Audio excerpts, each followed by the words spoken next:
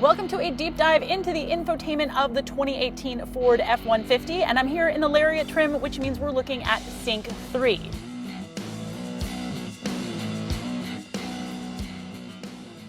Now it's on an 8-inch touchscreen, which actually looks a little bit small because this truck is so big, but I really like the way everything is organized and it's super easy to use. So we start out here on the home screen. I've got 3 different tiles, one for maps, one for my radio, and then one for my Apple CarPlay.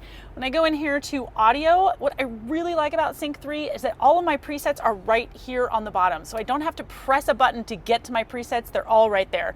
And they're super easy to set, just press and hold. Now this seems like a really small thing, and it is, but a lot of other manufacturers make this much harder than it needs to be. So moving on to climate, here I've got all of the climate controls, but if you don't want to use a touchscreen, you can use the hard set buttons down here. Moving along to phone, of course there's Bluetooth in this guy, and it was really easy to connect my phone. You'll notice here that I've got text messages and Siri, but really that doesn't matter quite so much because Apple CarPlay and Android Auto are standard with Sync3.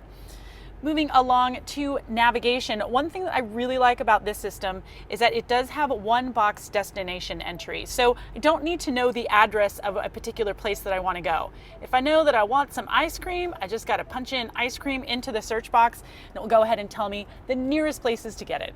It's just like Google search. I really shouldn't need the address for anything, and in here it's perfect. Ooh, Ghirardelli.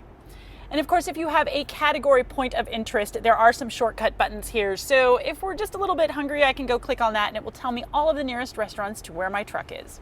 Moving into settings is where you can really dial into the customization of your truck. And what I really like in here is the Wi-Fi hotspot. Oh yeah, so when you're outside of your LTE range, you can get it here in the truck. Now a lot of people are like, well, what's the difference? I've got LTE on my phone, why do I need it in the truck? Well, for me, I can't tether to my phone because AT&T are kind of a bunch of dorks. So when I'm here and I need to work on the computer, I can use the hotspot in the truck rather than having to worry about tethering to my phone.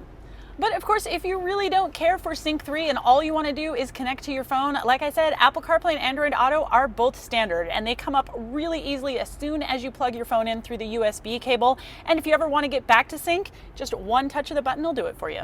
Now, when it comes to driver's aids, I really do wish I could talk about them to you, but adaptive cruise control is an option and this truck doesn't have it. But what it does have is Pro Trailer Backup Assist. Now, I got to drive this out on the launch and it's a really cool feature that kind of takes the disconnect out of your brain when you're backing up a trailer. So instead of using the steering wheel, you use this little dial right here. You want the trailer to go right, you turn the dial to the right. You want it to go to the left, you turn the dial to the left. So you're not having to do any kind of backwards movement on the steering wheel. So while Sync3 hasn't changed too much for 2018, that is a-okay with me. The system is really easy to use and it offers up enough functionality for all of you tech heads out there. If you want to learn more about the Ford F-150 diesel, we've got another video rolling around here with me and Antoine right here on the YouTubes.